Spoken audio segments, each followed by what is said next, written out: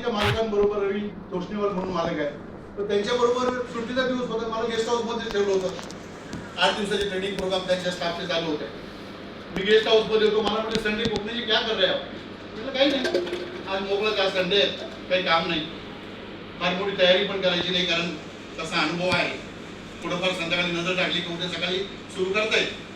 तर मला म्हणे एक चलो मैं आपको एक चीज बताता हूं. आणि मग त्यांनी मला त्या एरियात घेऊन गेले, एका गावामध्ये तळवाडा म्हणून गाव आहे. तिथं गेल्यानंतर ते गाव बघितल्यानंतर असं वाटलं की आता तिथं महायुद्ध होऊन गेले की काय. प्रत्येक घराच्या वरांड्यामध्ये मोठे मोठे दगड पडलेले, देवाच्या मूर्ती तिथं लावलेल्या आणि छनी, हातोडी, कटर सगळे पडलेले.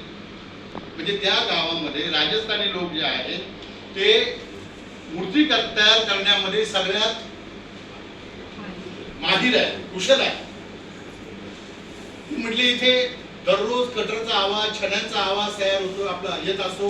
आणि जगातल्या सगळ्यात चांगल्या ठिकाणी जिथं जैन मंदिर असतात, गुजराती मंदिर आहेत, त्या ठिकाणी या लोकांना बोलवलं जातं. आणि श्रीलंकेला सुद्धा बोलवलंय म्हणे यांनी.